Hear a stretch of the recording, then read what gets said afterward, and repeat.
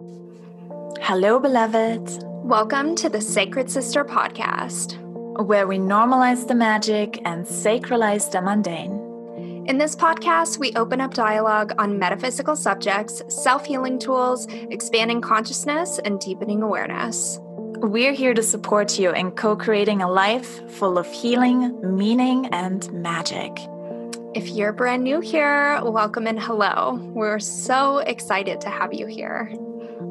If you want to know more what has come before, Season 1 is great for foundation of spiritual practices. Season 2 is focusing on relationships. Season 3 is featuring conscious entrepreneurs who are spearheading their sacred mission.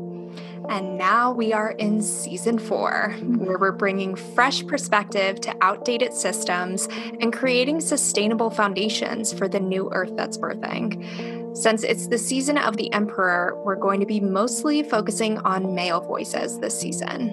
And the lineup of the season is fire, so make sure to subscribe if you're not already.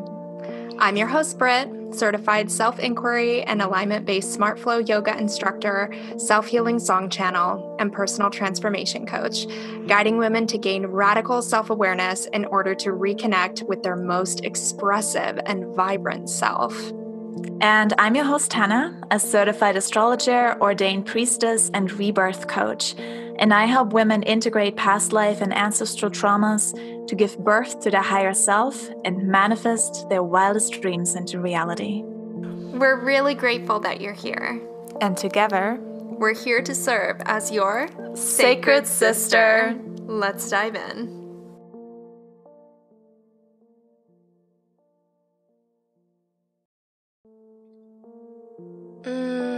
Hello, sacred beings. Welcome to another episode of Sacred Sister Podcast.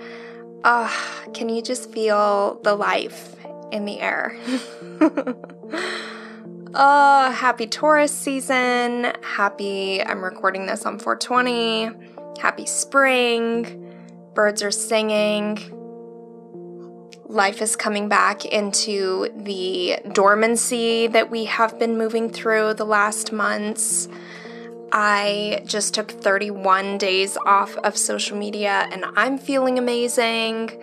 I just made my first post in the last hour and I just love seasons. I love cycles so much. We actually open up on different pieces of cycle wisdom and nature wisdom in this episode. So who are we sitting down with today? Today we're sitting down with Shadow Integration Specialist Chris Orozco, and we're talking about all things shadow. It's really exciting for us to finally be featuring someone who specializes in shadow work and what we'll dive into shadow integration, because we talk about the shadow all the time as coaches ourselves and people that are, acutely aware of personal transformation and spiritual development. Hannah and I constantly have our eyes open to that which is circulating, that which is showing itself within ourselves. And a piece of that naturally is the shadow. So in this episode, we are not only going to be talking about what is the shadow or what do we mean by shadow, but we're also going to be going into what is the difference between shadow work and shadow integration? How one can get started if they've never really begun diving into this work before. I'm actually a part of a lot of different online conversations, a lot of Facebook groups and whatnot, and this is another reason that we're so excited to be featuring Chris today, because what it seems like, and I'm so happy to see the natural evolution of the spiritual bypassing, the toxic light worker narrative of, love and light and rainbows and unicorns and sparkles only. Do not acknowledge the negativity. I love seeing the natural progression of, maybe suppressing the stuff that keeps coming up and all these triggers that I find myself experiencing. Maybe ignoring those is not the best thing. And maybe it would benefit my life to look more deeply into this realm. I feel like what I see people asking a lot about shadows or shadow work is actually just like, what is it?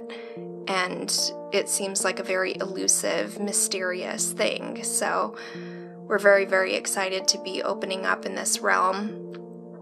And to go on with the list, we're also talking about like the loops that we can sometimes get ourselves into whenever we do start discovering shadows, and we can get kind of obsessed with our shadows and doing shadow work and constantly chasing those like ego deaths and big breakthroughs. And we go into that in this episode as well. Hannah opens up about how she sees fears as her spirit guards, and this really beautiful piece of her practice that she elaborates on. We talk about syncing with our own natural rhythm and cycles, the difference of men and women doing shadow work, and at the end, Chris gives 3 key steps to doing shadow integration. In this episode, he's also going to share his journey with shadow integration and the transformative role that it's played in his life. So we're going to keep the intros super short today. We're so grateful to have you here with us. We got this really cool, I'm actually going to pull it up on my phone right now. Dun, dun, dun, dun, dun. We got such a cool comment on Sacred Sister Podcast, and I really just want to breathe life into this sentiment because it's exactly what we created this podcast for.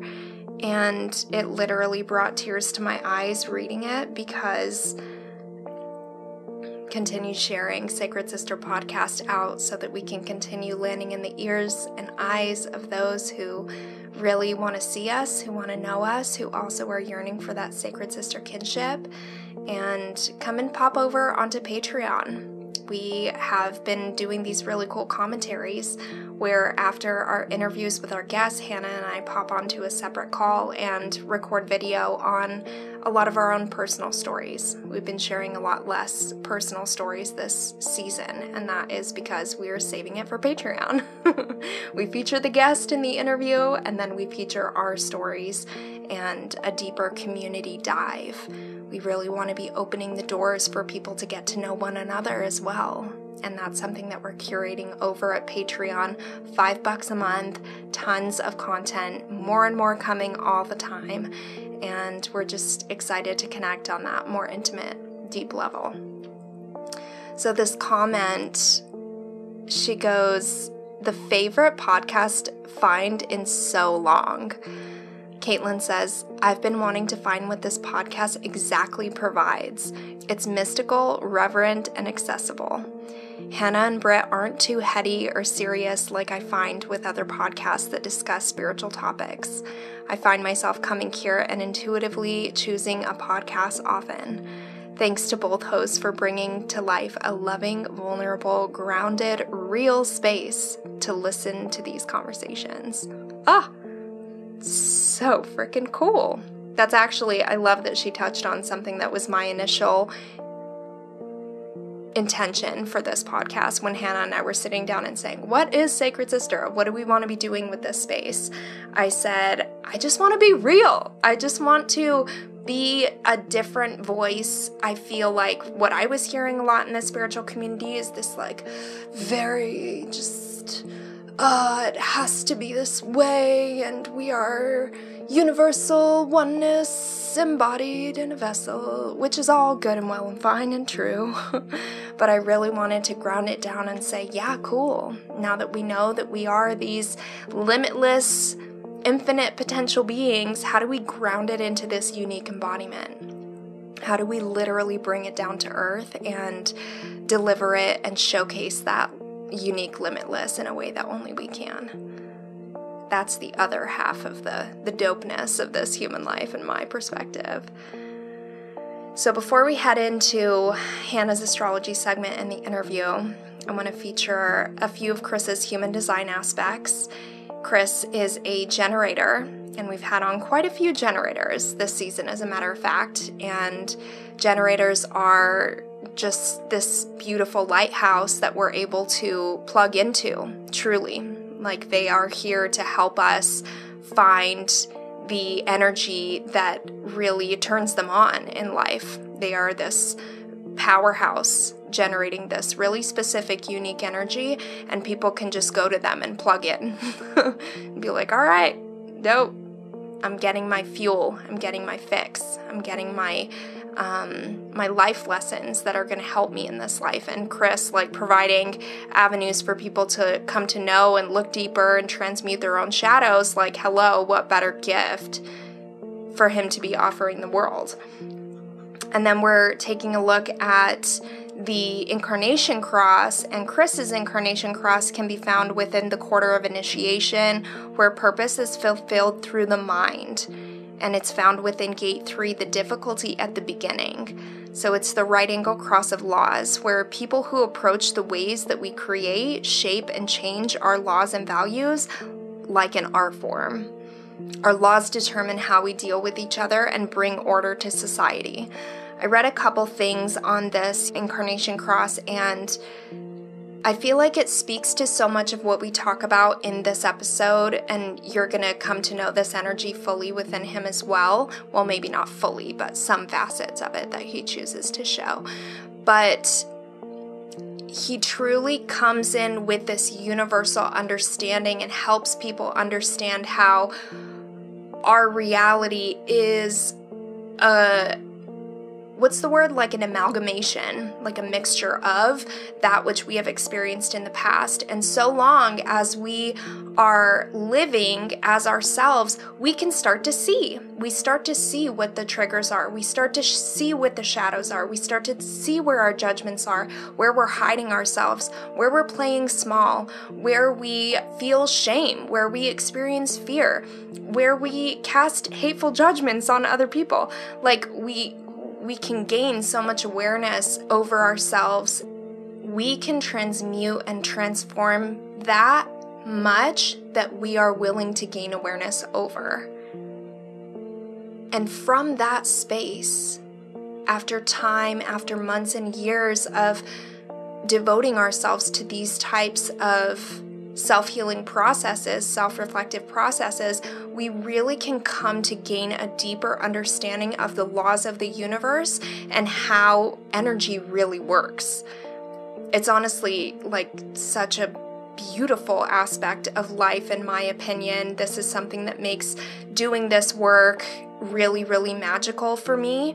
I feel like once I started really gaining awareness over this aspect of personal transformation work, I started feeling into what I can describe as this capacity, this depth and this capacity to life that I was yearning so deeply for since I was a child, but I never really, knew how to communicate it outward. I didn't know what it was about.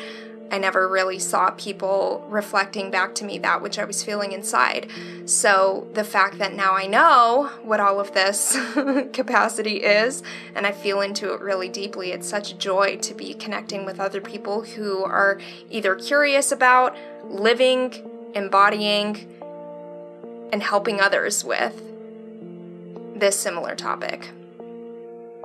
Hee hee. So funny. Hannah and I were just recently talking about just keeping the intro so short, and every time I'm like, okay, I'm gonna keep it like 5 minutes. Here we are at 12 minutes long, but you know what? I'm so over censoring myself, trying to cut down on my verbosity, my verboseness, my garrulous. Oh my gosh, my sister was reading one of my horoscopes from this big book that I have, and I had never read it before, and apparently one of my not so good traits was this garrulousness, and I was like, what is garrulous? The definition is like excessively wordy or talking about things that particularly don't matter. I was like, no, everything I say matters. But hey, this is who I am, Taurus Gemini sun, showing up, telling it like it is, just fully, literally being myself, drawing in the people that are looking for more grounded people in themselves, people that are unafraid and unapologetic of expressing exactly who they are. This is the kind of energy that I'm expressing outward, and I hope to be calling in more people that want to surround themselves with people that are just unafraid to be themselves. And this is me. I talk a lot. And I love that about myself. Okay, bye, sacred sisters, sacred brothers, whoever it is that's listening here today. Love you so much. Let's head into Hannah's astrology segment. Enjoy the interview, enjoy the episode, and we'll see you in 2 weeks. See you on Patreon. See you on Instagram. Bye, babes. Hello, sacred being. This is your host Hannah, and we are now in the inner blueprint section for Chris Orozco. So what we're going to be doing is looking at his Western astrology chart and see what kind of archetype are standing out. We're going to keep this really simple and short. This is a way to make astrology more accessible for you, so I'm excited to share this with you. So Chris' sun is in Cancer, and it's in the 3rd house, which is the house of Gemini. His sun is actually right on the cusp between Cancer and Leo. So we got Leo, Cancer, and Gemini energies in his sun. And the sun shows our self-expression. It shows the way that we shine our light, so to speak. And what I mean by that, it's our main personality. It's the aura that we are embodying. Cancer is the guardian, the nurturer. It's a cardinal water sign. It's very connected to the past and to memories and to vulnerability, going deeply into our emotions. His Cancer Leo sun, it's a beautiful cusp right there for him, because being in the 3rd house of communication, he's able to really be vulnerable in the way that he communicates and share about his own past, share about his stories and how he has been moving through hard times, moving through really emotional traumas, and how he has reached that radical self-expression of Leo within himself, where he is just fully embodying everything that he is. And that's what he helps his clients to do as well. With his moon in Capricorn in the 9th house, also conjunct Mars retrograde here, we have a lot of archetypes in here, so I want to keep this simple. Moon in Capricorn is the boss, the manager, and it's really important for Chris to feel accomplished and to feel that there is some sort of plan, that it's getting him to some sort of results. And we're talking about that a little bit in regards to shadow work versus shadow integration, because he is a shadow integration specialist, and the moon in Capricorn loves to be an expert. It's really important to feel that he's learning as much as he can about a subject to be of the greatest service to other people, and also to achieve the greatest results. One of the shadows of moon in Capricorn can be that it's easy for him to dive too deep into work, focus too much on getting things done and being successful, and feeling kind of restless because there's always more to learn. And he's also sharing about that journey as well with us and how shadow integration has really helped him in that regard. Then his rising sign is in Taurus, and Taurus is, I like to see it as the rock. It's a fixed earth sign. It's the archetype of a gardener, an artisan, but also that steady rock. Taurus is stable and steady and strong to move through any obstacles. Grounding is really important for a Taurus rising, to connect to Mother Nature on a regular basis and being present, keeping it simple, and enjoying the little moments of life.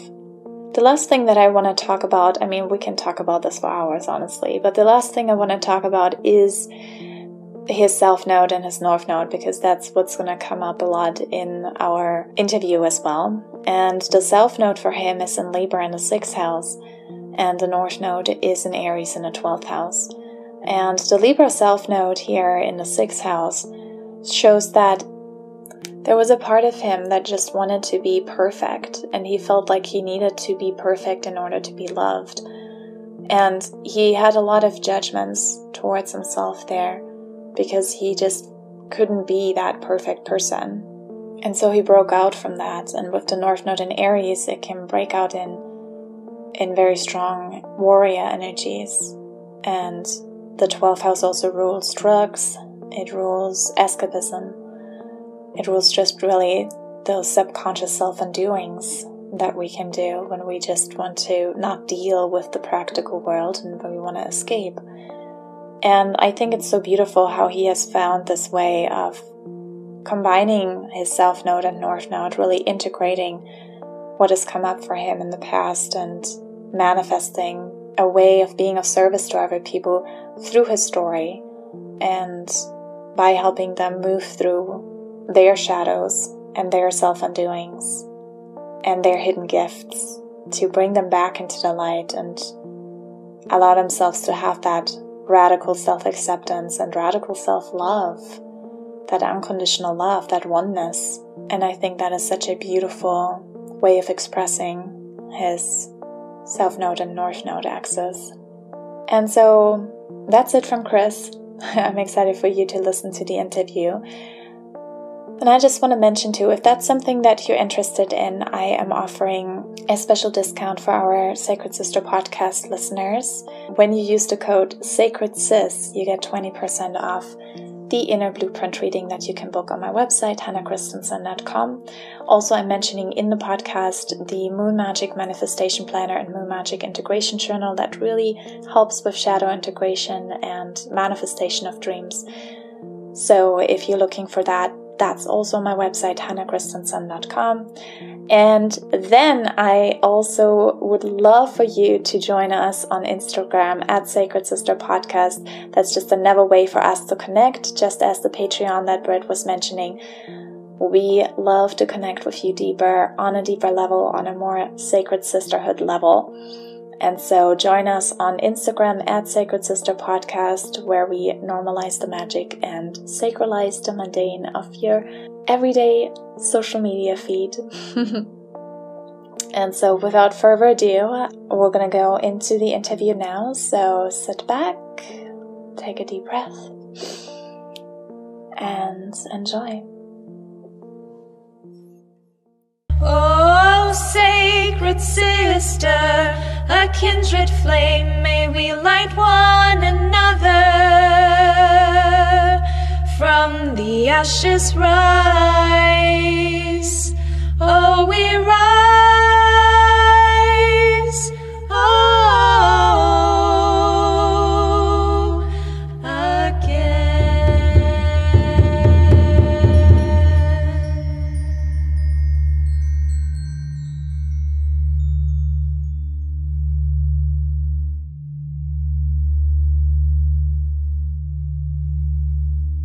I just want to thank everyone for being here.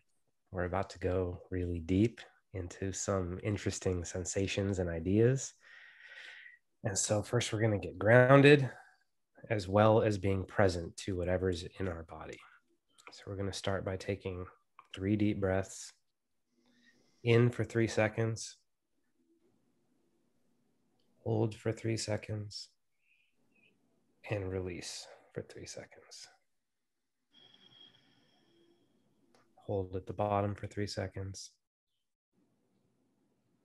Inhale. Hold for 3. And exhale. And as you're doing this, feel your feet on the floor.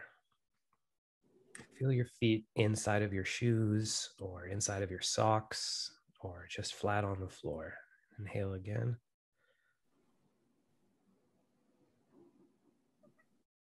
And release. Just stay with your eyes closed. Feel your feet on the ground. Feel your seat.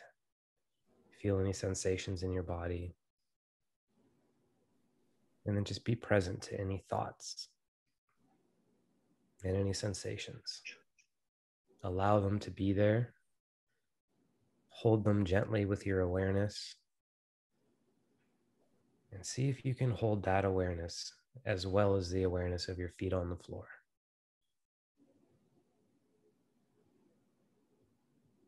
See if you can split your awareness, even just slightly, to be able to see everything inside of you, as well as being aware of your physical body.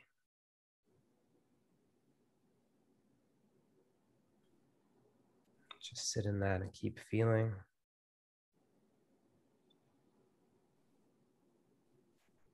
We're going to take 2 more deep breaths in this space. Notice whatever comes up for you. Allow it to be there. Just gently keep your feet on the ground. Inhale. Hold. Exhale.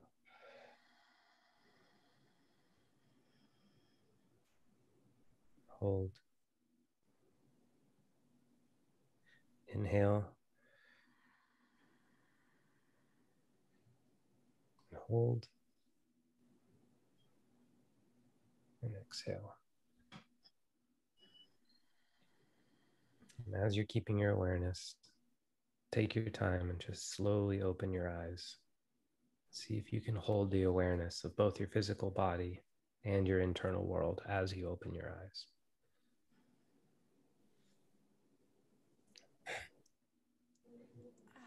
That should prepare you to take in some information while being aware of how it makes you feel and staying grounded.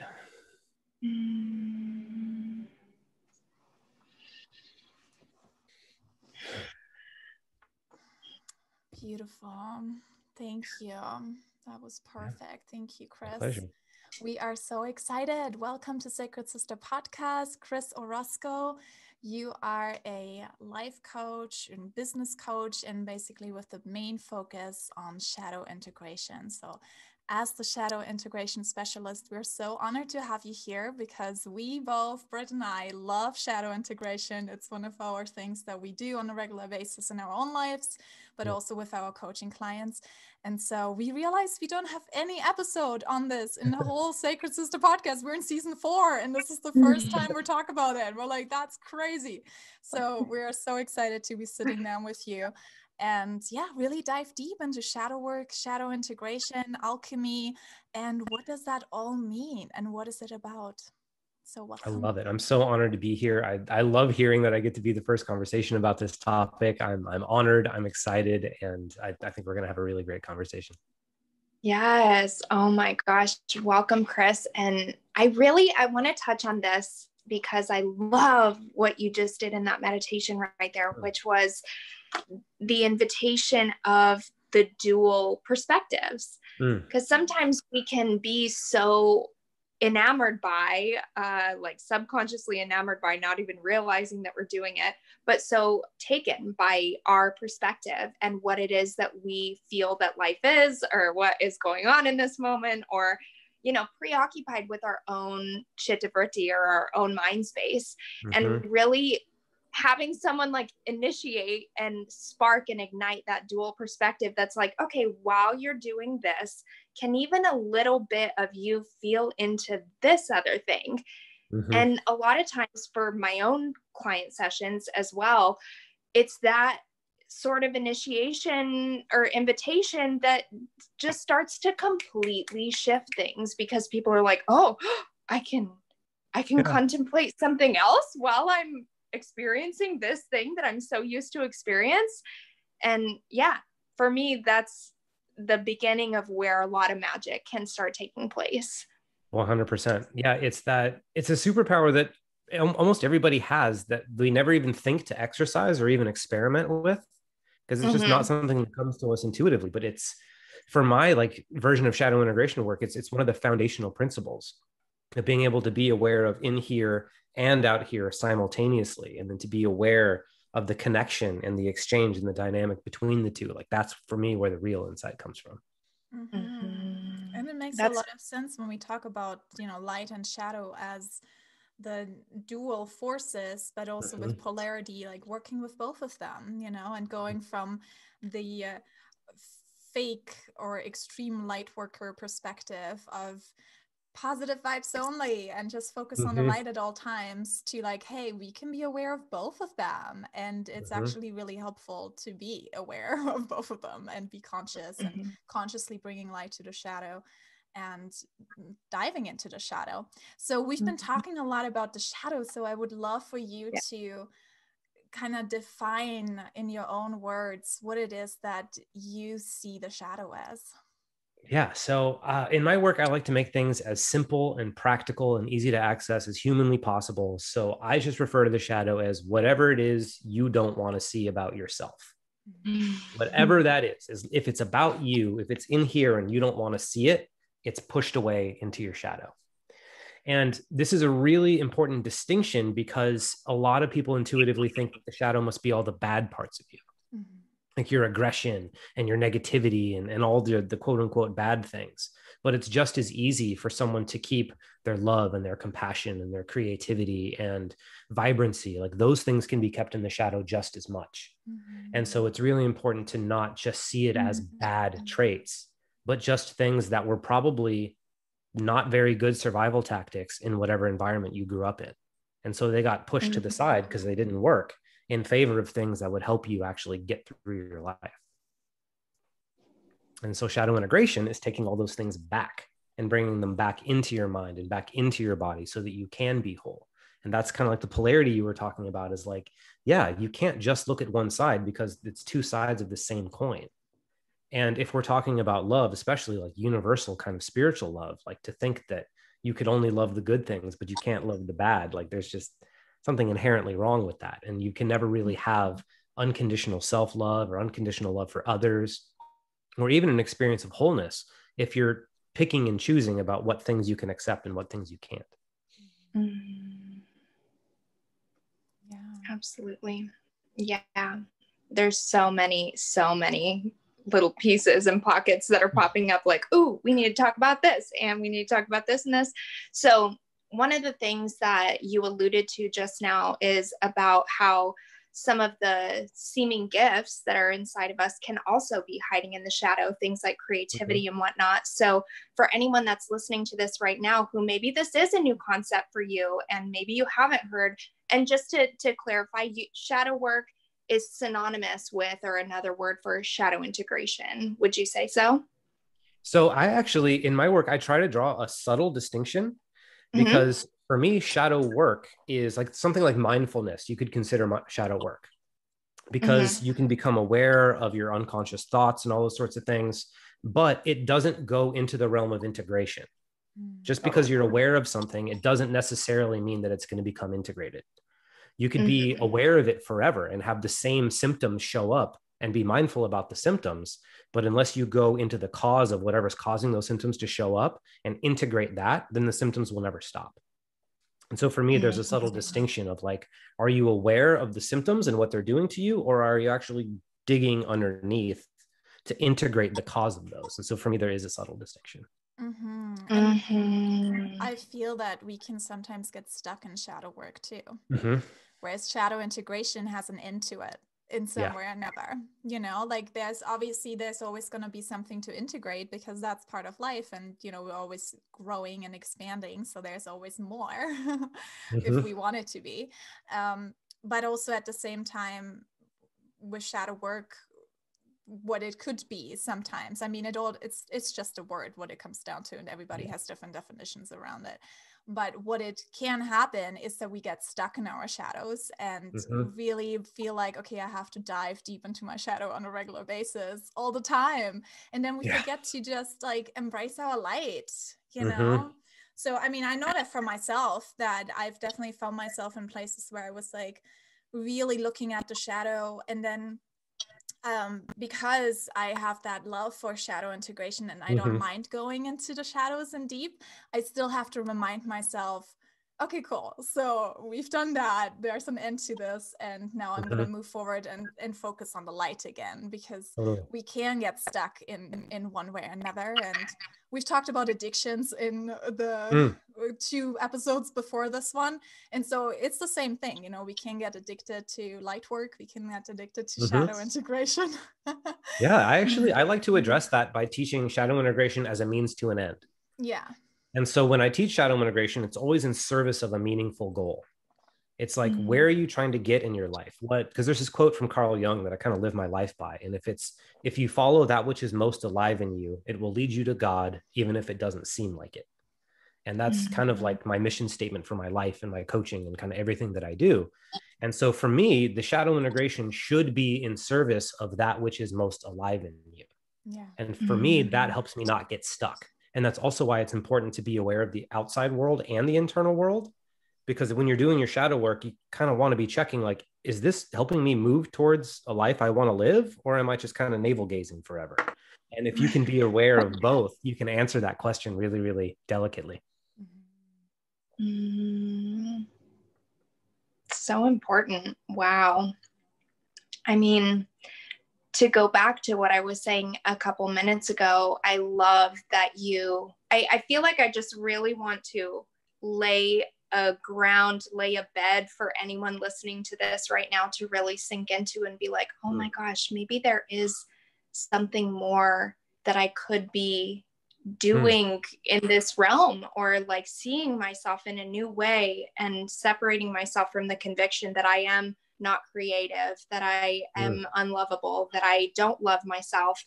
And maybe there can be a different reality, because we talk about it so like easy peasy because we know it, we're in love with it, we've been living this way for so long. And I just think back to maybe my younger self that would hear people talking about this as so easy and like, you know, I've changed my life and I'm a totally different person now. And someone who really has never even really touched or delved or stuck toes into this water before. And I just like, I know that there is at the very least one person that is held and captivated in this moment. And to you, my darling, my sweet, my angel, my sister, my brother in spirit, I just really, really want to, beyond the shadow of a doubt, proclaim that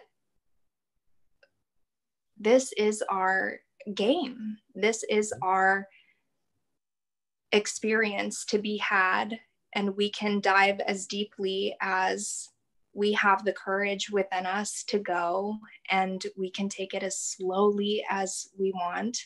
And so long as we can really hold ourselves in those experiences and not go to a place that makes us scared or feel unsafe necessarily or dangerous, like we can just take it as slow as possible. And I'd love to hear your perspective on this as well, because there's another part of me that witnesses in the collective that we see that people transmute and alchemize all these things within themselves.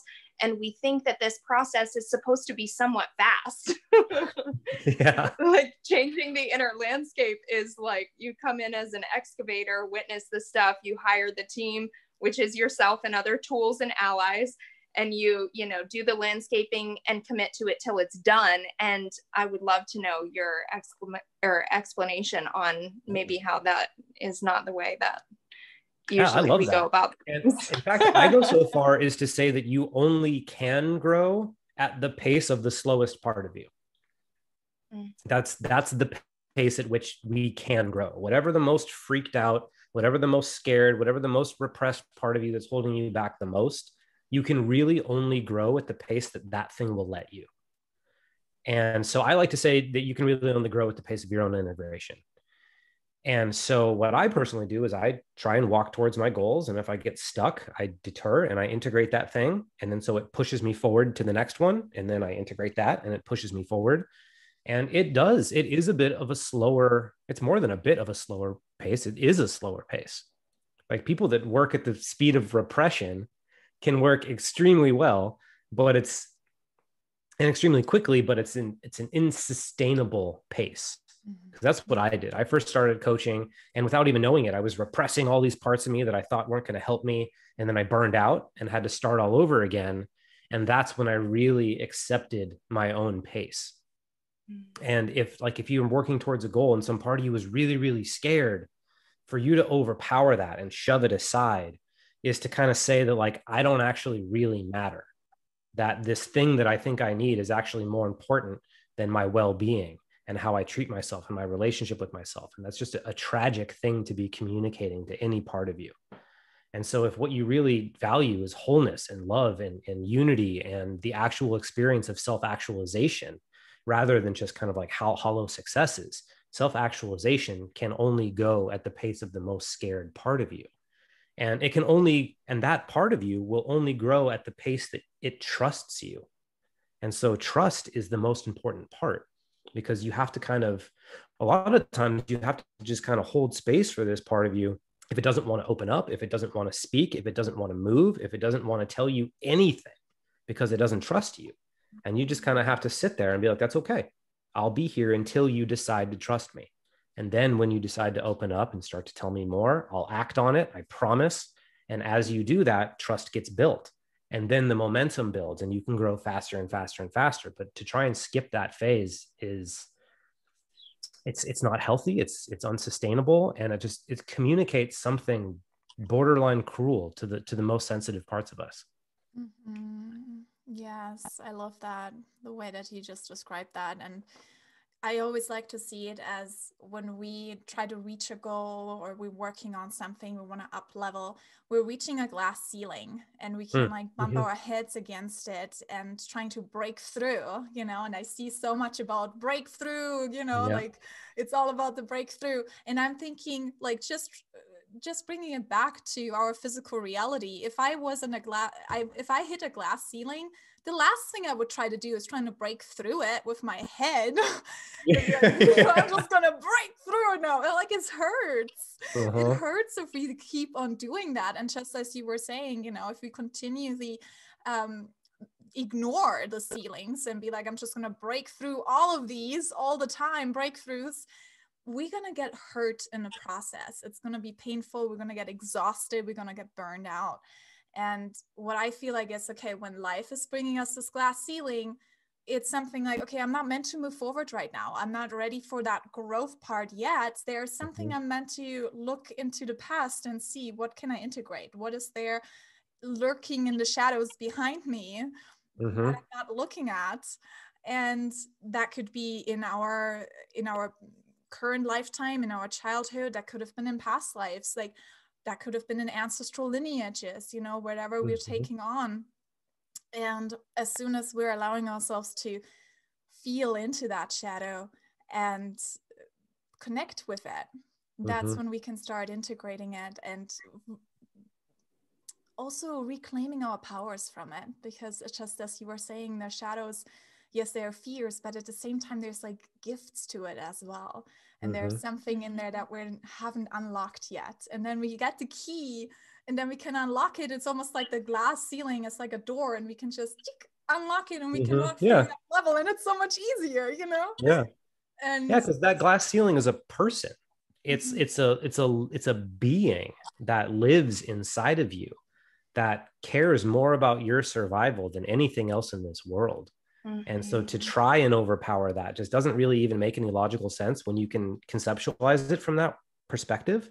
But instead to say like, all right, you're fighting for my life.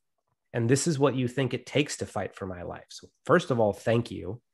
And then second of all, like, how can I help you do this better? And then you get an ally who helps you and pushes you forward to the next one. And it's totally amazing. I like to call them spirit guards. You know, spirit guides are like helping us to the light, and then we have spirit guards that are just there and help us stay safe in our comfort zone, right? And keep us safe and protect us. But sometimes they keep us so safe in something that we're ready to outgrow. And we're like, what, I'm going to delegate you to a new job because thank you for having helped me so far. It was really beneficial. And I think that's also, I love that you just mentioned that about the gratitude aspect, because realizing that shadow was there for a reason, that fear about something, if that's in regards to a gift or if that's in regards to relationships or intimacy or whatever it was, connection, that was there for a reason, because it has saved us before. It protected us because maybe we were growing up in an environment where it wasn't safe to connect freely and openly with others, and we got hurt from it. And so that spirit guard was there and be like, I'm not going to let you get hurt anymore. I'm here for you. I take care of you. And then when we start talking to them, be like, you know what, my environment changed now. I'm in a different place. Yep. I'm ready to open up more. I'm ready to connect more. And then we can talk to them. And it's really fun to take parts. This is what I like to do too. It's like taking parts that are within myself and putting them outside of myself and starting to talk to them. Instead of feeling like, oh, it's all inside of me. Then it's like, wait, how is it all inside of me? You know, but when we like disconnect from it for a little bit and be like, hey, let me talk to you specifically. That's when we can have that relationship and we can build it up, and then we can unite again after, when it's all integrated and we're on the same page again. It's beautiful that that's even possible, you know, because I find, especially in the earlier phases where it can be so challenging to identify with something because it's so out of context with our being, that if you look at it as something outside of you, it's much easier to digest. Whereas some things, to look at them outside of you is too scary. And so if you look at it as a part of you, it can help you come into connection and affinity with it much sooner. So it's like, you can look at it outside or inside. It doesn't really matter. You're going to get the work done either way. Oh my gosh. I feel like when you two have been talking about a lot of these, I've been seeing these visuals that it's like these little eggs, like in terms of shadows that are presenting themselves that want to be seen. And also, Chris, the way that you were saying, holding space for the parts of ourselves that we see that are there, but are so far away from actually tapping into and accessing at this point, or starting to delve into, that we just can just sit there with it and be like, I love you. But I'm thinking of, for the person that might be coming into this, you know, newly, and be feeling very overwhelmed because they're coming into contact at varying degrees of like, cannot fucking go there yet, know that it's there, can't go there yet. And, you know, just seeing all these things rising to the surface. What I've been visualizing is these little seeds or little eggs that present themselves to you that are ready to be, you know, opened sooner than things that they know are not near ready. I guess I'm thinking of myself too, because when I realized how fearful I was of my own creativity and how much I just did not even believe, I thought I would die if I picked up a paintbrush from like shame and fear and all these things. It took me like a good, you know, year and a half of journaling a ton about the memories surfacing, about why I was scared about it, and then letting myself paint for the first time. Revelatory experience. And now being in a space that, like, you know, 5 years of this type of work, literally. That's why I want to say time stamps for people out there sometimes, for people that are like, I need like 6 months and I'm going to be a different person, you know, like, it took me years. The deepest treasures that we hold and that we separate ourselves from within, for very good reason. And Hannah, I love that you really touched on that. It takes time. It takes time to edge toward us, because we also aren't a society likely that can just devote every single second to this one aspect, this one facet of our lives. Yes, it's huge, but also we need to pay bills and do work and do this and do that. But it's also very mentally taxing. So taking it as slow as we need to go, and knowing that this is a lifelong process, a lifelong journey, and that through the continued devotion of the practice, like, we will get there. And those tiny, tiny, tiny, tiny steps for me are just like, oh my gosh, the most fun part. But do you find that people come to you? Yeah, it's a journey. Do you find that people come to you, Chris? I know that, I mean, whatever, this is the case for me and my clients, but I'd love to know, since you really specialize in this, is this something that you see a lot within your clientele about, you know, the transmuting as quickly as possible? Or like, what do you have to say? What's your wisdom on that? I find guys tend to be more impatient with it, because I think guys just want to just get in there and they want to do whatever it is they want to do. And they don't want to mess with anything that's getting in the way. They just want to go live their lives and just do it now. And I find women tend to be a little bit more patient with it. It's a little bit more intuitive for women, that I find. It can be very, very difficult to teach this to an extremely analytical person. Like I have clients that work in tech, and it can take a very long time for them to even get the main concepts. But then once they do get the main concepts, things start to really start moving. And for me, it took about 2 years to start noticing really significant changes in my life. Like I got into shadow work because my life was just a wreck, a complete wreck. I lost my dad when I was 7. So I had a ton of trauma from that. I was also raised by Jehovah's Witnesses, so that didn't help. And then I got into like drug use to cope with it when I was a kid, and that led to a bunch more mental problems. And so by the time I was 26, I was ready to just check out. I was done. But then after 2 years of intense shadow integration, I looked around and it was like, okay, like, yeah, it's been 2 years, but these people, I joined a men's group, and I was like, wow, these guys that I used to look up to are now looking to me. And so it's like, yeah, 2 years can seem like a long time for somebody to just not have intense suffering anymore. Like that can seem like a long time. But when the 2 years pass and you see those incremental changes that you're talking about, and you light up and you see the hope, and you're like, oh my God, I am getting better. I can get better. Like the light is getting closer. The 2 years passes before you even realize it. And the next thing you know, you're healthy and happy and integrated in a way that you really couldn't even imagine before. And it's sustainable. And that's the beautiful thing about it. It doesn't require any effort. Like before I learned shadow integration, it was so much effort to try and be happy or to try and be productive, because I was fighting all these different parts of myself. But now they're not there anymore for me to fight. They've been integrated and they help me. And so it's like taking a few years. It's taken me 6 years to get successful in my business through doing it this way. But it's like I wouldn't have ever wanted it any other way, because who I am now was worth those 6 years. I wouldn't have wanted the success that would have come from skipping all that. I wouldn't have wanted, because I wouldn't be able to have the relationship I have with my girlfriend. I wouldn't be able to have the never ending flow of content that I have. Like it wouldn't be able to be easy and effortless if it wasn't coming from an authentic place inside of me. So all that time, in one sense, it really can be daunting and seem like a lot. And at the same time, it's like one of the jokes I like to say is like, well, what else are you going to do? Like, do you have any more important plans? Like, did you have other stuff going on? Like, even we might as well. It's like brushing your teeth.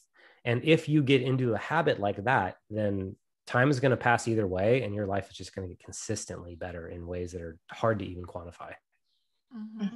Yes. And I was just recently reading a book, To Be or Not to Be, I think it's called. And that's like the secret of everything. And I found it so interesting because it was saying how everything is inside of us, and if we want to change our life now, we can do so right now. And in some way I agree to it, and in other ways I don't, because what we don't understand, what we often is not looked at, and I feel like that's like that more masculine approach, that more yang approach, that is like, it's all on me, it's all individual, it's all my thing, so I'm going to change it, so my life is going to change. Yes, and there are also other aspects to life. There are other people, there are situations, and they come with time. And they come, like, even from astrology aspect, we're moving through different transits, and these transits, and it's like a cosmic clock, and it's a time, and they are going to activate different parts within your chart. And if those parts within your chart aren't activated yet, yes, you can work with that aspect, yes, but also when that transit is coming, that's when you can really see the big change, the big difference, you know? So I feel like I love that we're talking about this, how time is so important, because sometimes we can forget that. Because outside of this body, there is no time, right? Everything is now, and we can tune into the past and present and future, and it's so fun. But at the same time, we're also incarnated as human beings, and we are part of seasons and part of seasonal living, and there is a timing that is happening. And the more that we become aware of that timing and play with it, work in sync with that, knowing, okay, yes, I'm going to start doing that integration already now when the time is coming where that transit is happening, I'm going to be ready for it. I'm not going to just be getting hit by it and be like, oh, wow, where did that come from, kind of thing. But we can already start preparing, just as, you know, back in the day, we would start preparing the harvest, or start preparing planting seeds so that we can harvest, so that we have food throughout the winter. You know, it's just like feeling into that seasonal living and that timing. And I feel like it's so important for shadow integration, because I have that sometimes too with my clients, that I see that there is an impatience coming up where it's like, okay, we've worked on this, like it should be gone now forever. Like, where is it? Why is it still coming up? And I said, you know what, that shadow, this is part of life, and it takes time for it to be fully integrated. But you can see when you look back, wow, I've gotten so much better. And I feel like that's so important too, to reflect and journal and look back, because sometimes we can just be in this place of like, I'm doing, you know, always needing to get better. And then we can feel like, oh my gosh, why is this shadow coming back up? But then we realize, oh, my reaction to that shadow has changed now because of what I've done in the past. So this is how we know that we've grown. And by celebrating that growth, even if it's just a little growth, that's when more growth is happening. And I love what you were saying about the timing of it and the cycles, because that feeds into what we were talking about before, how your shadow will kind of guide you depending on what comes up first. And so it's like that. It's amazing to me, the internal guidance system that shows up when you start just dealing with what wants to present itself. It goes in this order that has your life unfold perfectly with the surroundings around you and the circumstances and all this sort of stuff. It's like we've been humans for so long that so much of this guidance system is baked into us, that if you just allow your system to organize itself the way that it wants to, it's in perfect harmony with the cycles and with its environment and with what you can manage to face at what time and in what degree. It's just absolutely amazing, the sophistication of the guidance system that opens up when you really start to live at the pace of your own integration and follow that guidance. It's really incredible. Beautiful. And on that note, I know that one of the ways that I love working with the moon cycles, and I just popped out for the restroom really quick, but Hannah, I'm not sure if you exactly touched on this. The cycles of a calendar year, or not even a calendar year, but the lunar year, when we come upon the new moon time and that darkness where we're able to go deep and really witness ourselves in a new way that says, well, what is it that I am avoiding possibly within ourselves or within myself? And around first quarter moon saying, well, what is it that I'm getting challenged by? These can be really, really great indications to witnessing what it is that's presenting itself to us, and starting to track those, starting to log those. And I love that I have 6 years of immaculate journaling practices now, that I'm able to be like, oh yeah, this is what's going on now, this Aries new moon. Oh my gosh, this was going on Aries new moon last year. 3 years ago, this was going on. And witnessing these archetypes showing themselves like in that spiralic healing vortex, how different facets of the Aries archetype is presenting itself in the way for me to get to know myself more fully, and showing me still like, you know, what's up for me in that moment. Yeah, thank you for touching on that too. And I feel like now I have to mention it for anybody who wants to feel deeper into that and feels called to start journaling with the moon and plan with the moon. I'm offering the Moon Magic Manifestation Planner and Moon Magic Integration Journal on my website. So, and if you buy both of them, you get a discount to 25% off. So thank you for mentioning that, because I was like, oh, you know, for anybody that's like, how do I even get started with this? Yes. How do I dive deeper into this practice? That's really, it's a good tool to use. I use that all the time for myself. So that's why I created it. Yeah, exactly. Yeah. Thank you for plugging that, because I've been using it. I was one of the first purchases. I've been loving watching you publish your own book. And yeah, this planner and the integration journal just help you so much to witness the self, to come to know the self more fully.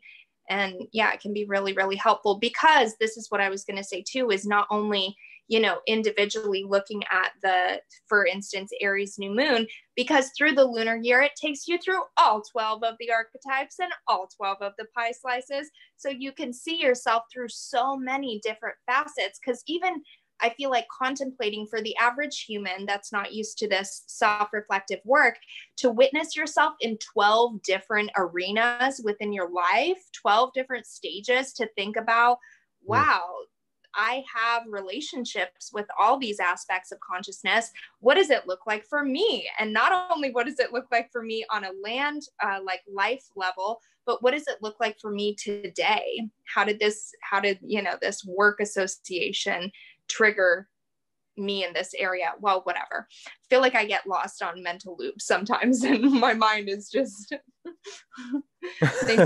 thinking of so many things that I don't want to provide context for in the moment.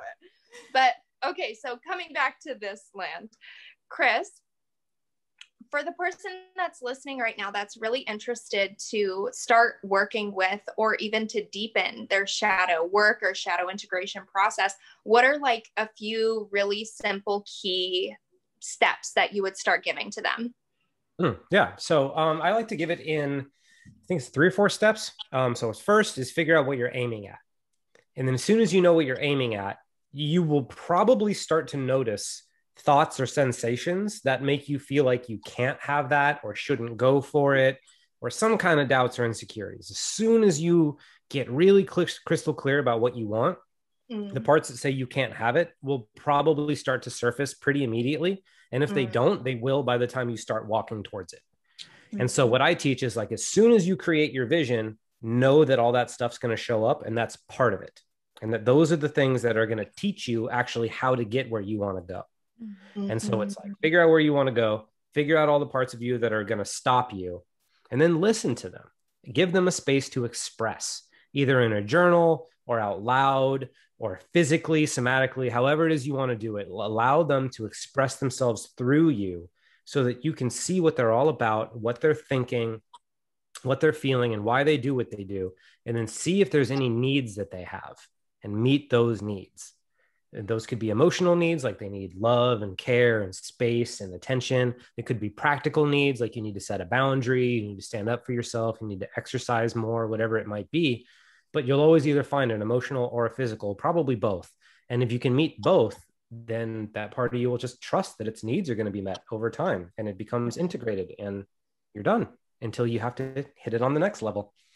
Yeah, it's beautiful. I love that. And those are such good action steps too, for anybody who's listening right now who's like, how do I get started? So that's perfect. Thank you for sharing that. And for anybody who's like, I want to work with Chris, I want to get to know him on a deeper level, how did I do that? Right now, I'm reworking most of the way I do everything. So right now, the best place to get in touch with me is on Instagram and YouTube. It's all Operation Moksha. There's a little hyphen underneath the first and second words. And Moksha is Moksha. And you'll find me, my writing, you'll find my videos, you'll find my memes, you'll find pretty much everything I've ever done. Awesome. And why did you choose Moksha? Actually, it's kind of a cool story. So I've been into punk rock since I was in 6th grade. That's one of my main influences, is punk rock. And one of my favorite bands ever is called Operation Ivy. And they have a song called Unity. And that song is about, in the 80s, in the punk rock scene, there was a lot of racial tension, and like all kinds of things would happen there. And so this band came out with a song called Unity, and it was about unifying all people along all lines, like racial, so like psychological, like no matter who you are, like it's about creating unity. And then Moksha is a Sanskrit word for liberation. And so, and it's specifically liberation, 2 different kinds, but the kind I mean is liberation from the false self and into the real, true, authentic self. And so for me, it's like being able to tie both of those influences, my punk rock influence with my like spiritual influence, and then create a mission, an operation to set everybody free. So it's just some name that I thought of that ties together 2 of my favorite influences and also creates a mission statement. Love it. I'm going to listen to that song. I just love music. And when I think of punk rock, I think mosh pits, right? Is that where mosh pits are? That's crazy. Yeah. Okay. I need to listen to this Unity song I'm very, very interested to hear what it would sound like. I haven't ever really delved into that music genre, so I'm very, very fascinated to know There what it's is a surprising amount of overlap between punk rock and the transformational culture and ideology.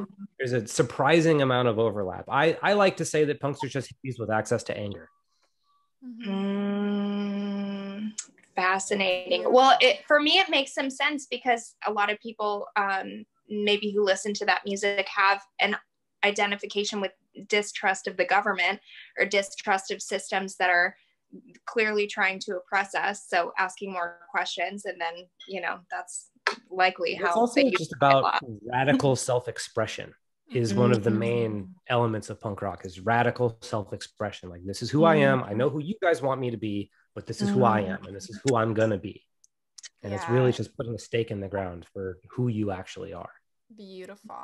Yeah, so we've come to an end of this interview. I know we can talk for so much longer too, but just to all finish it up, we are asking each of our guests 3 sacred questions, and you can just answer them in a shorter format. You ready? Cool. Yeah, ready. What does sacred mean to you? Sacred to me means that which deserves honor and reverence at all times, always. Beautiful. And who is a sacred brother or sister to you? And what does it mean to have a sacred brother or sister? Ooh, that's a good one. So for me, like, I like, my ears perked up when you said sacred brother. And to me, a sacred brother is somebody who I can trust with my heart, who will also call me out when I'm messing up, and who will call me forward, who will be strong about it, who won't mince words, but he'll do it for the betterment of my heart so that me and the whole crew can rise. That's beautiful. And how do you turn something mundane and normal into something sacred and magical? By connecting to the part of you that governs that thing. Whatever it is, if it's the part of you that governs your relationship or your creativity or your career, you can make it sacred by having a sacred relationship with the part of you that feeds it. Beautiful. It's all about relationships, right? Even like with shadow integration, all about creating that relationship with our shadows and with our light. And then radical self-expression. I love it. Yeah, that was so awesome. I love how I never know how these interviews are going to go. And they're so dope. They're so much cooler than I ever could have imagined. Yeah, it's amazing. I really appreciate you both. These are fantastic questions. Like, we got to cover a lot of really cool stuff. So I'm super grateful. Yeah, thank you so much, Chris, for being here with us. And thank you for all our listeners who are with us. And Britt and I are going to jump onto the Patreon too. So anyone who wants to go deeper into this, Britt and I are going to talk more. But yeah, for now, thank you everybody for listening. And yeah, have a wonderful rest of your day. Well. Namaste.